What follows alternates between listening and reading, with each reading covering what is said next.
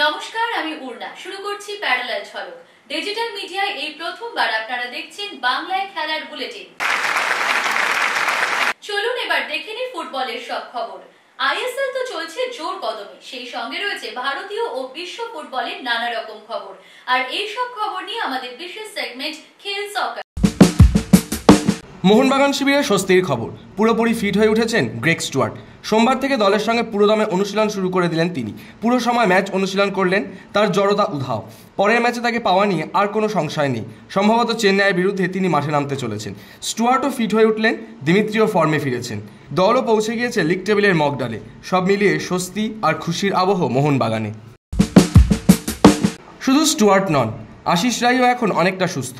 যদিও সোমবারও তিনি রিহ্যাব করলেন, তবে উন্নতির লক্ষণ যথেষ্ট। আগের থেকে তার চোটের অবস্থা এখন অনেকটাই ভালো। তবে চেন্নাইয়ের বিরুদ্ধে মাঠে নামতে পারবেন কিনা নিশ্চিত নয়। যেহেতু এখনও 5-6 দিন সময় আছে, তাই আশায় সবুজ মেরুন শিবির। সোমবার অনুশীলনে দীর্ঘক্ষণ হলেও ম্যাচ অনুশীলন। শনিবার যারা খেলেছিলেন তাদের ছাড়া বাকিদের নিয়ে দু দলে ভাগ করে চলল দীর্ঘ ম্যাচ অনুশীলন। আক্রমণ ভাগের খেলোয়াড়দের বিরুদ্ধে খেলানো হলো ডিফেন্ডারদের। গোটা দলই বেশ ছন্দে রয়েছে। চেন্নাই বধের প্রস্তুতি চলছে জোর কদমে। শুধু নর্থ ইস্ট নয়, এবারের আইএসএলের অন্যতম সেরা ফুটবলার আলাদিন আজারেই গোলের পর গোল করে চলেছেন। নর্থ ইস্ট দলটাকে টেনে চলেছেন তিনি। 29 তারিখে যুবভারতীতে সেই আলাদিনের বিরুদ্ধেই নামতে হবে ইস্টবেঙ্গলকে। তাই হোমওয়ার্ক সারছেন অস্কার ব্রুজো। আলাদিনকে আটকানোর ছক কষছেন। তাই সোমবারের অনুশীলনে দেখা গেল জিকসানকে রাইট উইং হাফে খেলাতে। আলাদিন বাদিক দিয়ে অপারেট করেন, সে কারণেই জিকসানকে দিয়ে তাকে থামানোর জন্য রাইট উইং হাফে খেলানোর পরিকল্পনা। নর্থ ইস্টের বিরুদ্ধে নামার আগে হাতে আর মাত্র কয়েকটা দিন রয়েছে। তার আগে আপাতত স্বস্তি অস্কার ব্রুজোর। বল পায়ে মাঠে নেমে পড়লেন হেক্টর ইউস্তে। এদিন দলের সঙ্গে শুধু প্রস্তুতিই সারলেন না, নিজেদের মধ্যে হওয়া ম্যাচে অংশও নিলেন তিনি। প্রায় 20 মিনিট মতো খেলেছেন ম্যাচও। আর সেটাই নর্থ ইস্ট ইউনাইটেড ম্যাচে নামার আগে স্বস্তি দিচ্ছে লাল হলুদ কোচ অস্কার ব্রুজোকে। কবে থেকে মাঠে নামতে পারবেন নিশু কুমার? রেজিস্ট্রেশন হয়ে গেলেও এখনও পর্যন্ত তাকে নিয়ে ধোঁয়াশা কাটছে না। সোমবার দলের সকলের প্রস্তুতিতে নামলেও নিশু অনুপস্থিত। শোনা যাচ্ছে আপাতত রিহ্যাব সারছেন তিনি। নর্থ ইস্ট ম্যাচেও তাকে পাওয়ার সম্ভাবনা কার্যত নেই। তিনি ছাড়া এদিন অবশ্য সকলেই প্রস্তুতিতে নেমেছিলেন। জোর কদমে প্রস্তুতি সারলেন দিয়ামান্তাকোস, মাথিতালাল সহ আনোয়ার ক্রেসপোরা। এদিন ম্যাচ পজিশনিং প্রস্তুতির ওপরই বিশেষ জোর দিয়েছিলেন অস্কার। দলকে দুভাগে ভাগ করে নিজেদের মধ্যে ম্যাচও খেলে ইস্টবেঙ্গল। নর্থ ইস্টের বিরুদ্ধে নামার আগে সমস্ত রকম ভুলভ্রান্তি শুধরে জয় ফিরতে মরিয়া অস্কার ব্রুজোর লাল হলুদ ব্রিগেড। আগামী 29শে নভেম্বর নর্থ ইস্টের বিরুদ্ধে যুবভারতী স্টেডিয়ামে নামছে ইস্টবেঙ্গল। সেই ম্যাচেরই অনলাইনে টিকিট বিক্রি শুরু হয়ে গেল সোমবার থেকে। এখনও পর্যন্ত একটিও ম্যাচে জিততে পারেনি ইস্টবেঙ্গল। শেষ ম্যাচ ড্র করেছে তারা। নর্থ ইস্টের বিরুদ্ধে জিততে মরিয়া লাল হলুদ বাহিনী। সন্তোষ ট্রফির মূল পর্বের প্রস্তুতিতে কৃত্রিম টার্ফে অনুশীলন করবে বাংলা দল। মূল পর্বে ঘাসের মাঠের পাশাপাশি কৃত্রিম টার্ফেও খেলতে হবে বাংলাকে। তাই নিউ টাউনের সেন্টার অফ এক্সিলেন্সের কৃত্রিম টার্ফের মাঠে সপ্তাহে 2 দিন বাংলা দলকে অনুশীলন করাবেন কোচ সঞ্জয় সেন। বাকি দিনগুলিতে অনুশীলন চলবে ঘাসের মাঠে। লা লিগা লেগানেসকে 3-0 গোলে হারিয়ে বার্সেলোনার সঙ্গে পয়েন্ট ব্যবধান কমালো রিয়াল মাদ্রিদ। পয়েন্ট ব্যবধান কমিয়ে আনার পাশাপাশি রিয়ালের জন্য বড় স্বস্তি, আক্রমণ ভাগে জ্বলে উঠলেন এমবাপ্পে, ভিনিসিয়াস জুনিয়র এবং বেলিংহ্যামরা। বেশ কয়েকটি আক্রমণ এদিন ব্যর্থ হলেও 43 মিনিটের মাথাতেই কাঙ্ক্ষিত গোলের দেখা পায় রিয়াল। ভিনির সহায়তায় দারুণ এক গোলে লস ব্ল্যাঙ্কোসদের এগিয়ে দেন এমবাপ্পে। 66 মিনিটে ফ্রিকিক থেকে দ্বিতীয় গোল করেন ফেদেরিকো ভালভার্দে। 85 মিনিটের মাথায় দলের তৃতীয় গোল আসে জুড বেলিংহ্যামের পা থেকে। ব্রাহিম দিয়াজে মারার শট বারে লেগে ফেরত এলে তা জালে জড়িয়ে দেন বেলিংহ্যাম। এক ম্যাচে আশা জাগিয়েও পরের ম্যাচে ড্র করলো ম্যানচেস্টার ইউনাইটেড। ইপসুইচের বিরুদ্ধে 1 গোলে এগিয়ে থেকেও লিড ধরে রাখতে পারেনি তারা। প্রথমার্ধে 43 মিনিটেই গোল শোধ করে দেয় ইপসুইচ। ম্যাচ শেষ হয় 1-1 ফলাফলে। নতুন কোচ রুবেন আমুরিম এসেও বদলালো না ম্যানইউ। এই বছর বড় সাফল্য আশাও করছেন না রুবেন। তার মতে ম্যানচেস্টার ইউনাইটেডকে তৈরি হতে আরও সময় দিতে হবে। পরের বছর সাফল্য পাবে রেড ডেভিলস। লিভারপুল ম্যানেজমেন্টের ওপর হতাশ মোহাম্মদ সালাহ। 2025 সালের জুনের পর ফ্রি এজেন্ট হয়ে যাবেন তিনি।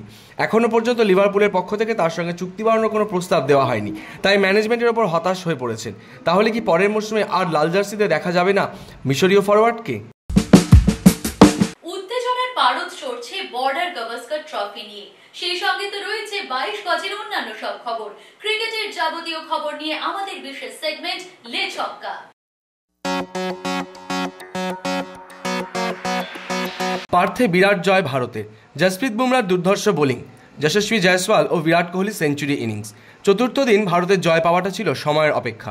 ঘরের মাঠে ভারতের রানের পাহাড় টপকাতে পারল না প্যাট কামিন্সের দল। 238 রানে শেষ অস্ট্রেলিয়ার দ্বিতীয় ইনিংস। 295 রানে পার্থে অজি ব্রিগেডকে দুর্মুশ করে যাত্রা শুরু করল টিম ইন্ডিয়া। প্রথম ইনিংসের পর দ্বিতীয় ইনিংসেও জসপ্রীত বুমরা ছিলেন অজি ব্যাটারদের সামনে বিভীষিকা। ম্যাক্সুই, লাবুশেন এবং হেডদের ক্রিজে বেশিক্ষণ থাকতেই দেননি তিনি। 3টি শিকার মোহাম্মদ সিরাজেরও। 1.5 দিন বাকি থাকতেই ম্যাচ ভারতের। 5 ম্যাচের সিরিজে ভারত এগিয়ে 1-0। একই সঙ্গে বাকি সিরিজের জন্য অজি শিবিরে ছড়িয়ে দিল বুমরা আতঙ্ক। অস্ট্রেলিয়ার পার্থে টেস্ট জিতে একাধিক রেকর্ড গড়ল টিম ইন্ডিয়া। অস্ট্রেলিয়ার মাটিতে রানের নিরিখে সবচেয়ে বড় জয় পেল ভারত। পার্থ টেস্টে অস্ট্রেলিয়ার বিরুদ্ধে 295 রানে জিতেছে টিম ইন্ডিয়া। এর আগে বিশেন সিং বেদির নেতৃত্বে ভারত মেলবোর্নে জিতেছিল 222 রানে। শুধুমাত্র তাই নয়, পার্থে এই নিয়ে দ্বিতীয়বার টেস্ট জয়ের স্বাদ পেল ভারতীয় দল। 2008 সালে শেষবার জিতেছিল তারা। পার্থে এই জয় যে আগামী ম্যাচে ভারতীয় দলকে বাড়তি আত্মবিশ্বাস যোগাবে তা বলার অপেক্ষা রাখে না। পার্থ টেস্টে জয় ভারতের। সেই মঞ্চে একাধিক রেকর্ডের মালিক জসপ্রীত বুমরা। রোহিতের অনুপস্থিতিতে এই ম্যাচে ভারতের দায়িত্বে ছিলেন এই তারকা স্পিডস্টার। তার হাত ধরেই 2008 সালের পর প্রথমবার পার্থ টেস্টে জিতল টিম ইন্ডিয়া। এর আগে অনিল কুম্বলের নেতৃত্বে শেষবার পার্থে জিতেছিল ভারত। একই সঙ্গে সপ্তম ভারত অধিনায়ক হিসাবে অস্ট্রেলিয়ার মাটিতে টেস্ট জয়ে নজির গড়লেন জসপ্রীত বুমরা। সেই সঙ্গে ছুলেন কপিল দেবের রেকর্ডও। অস্ট্রেলিয়ার মাটিতে ভারতীয় বোলার হিসেবে টেস্টে একাধিকবার 8 বা তার বেশি উইকেট নেওয়ার নজিরও গড়লেন তিনি।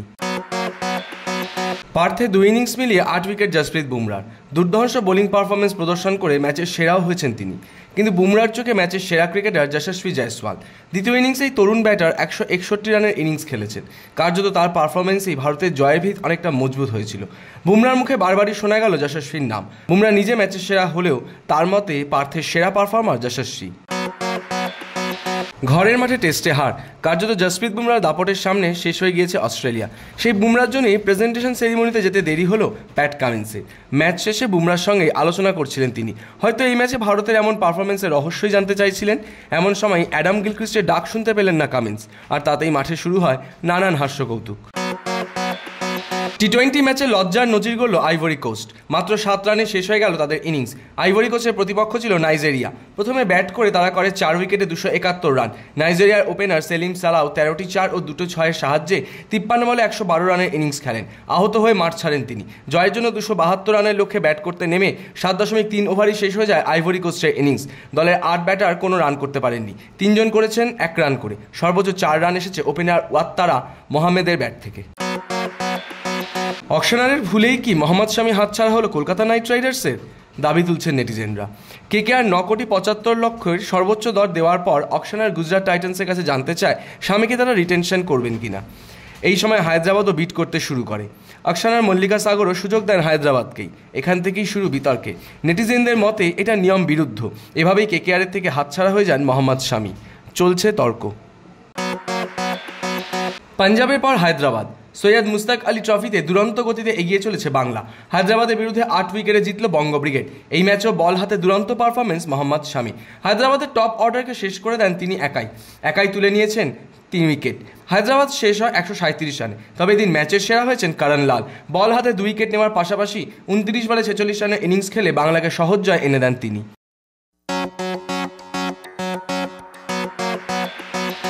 শুধুমাত্র ফুটবল ক্রিকেট নয়, এছাড়াও রয়েছে অন্যান্য খেলার যাবতীয় সব খবর, আর সেসব নিয়ে আমাদের সেগমেন্ট উইং প্লে।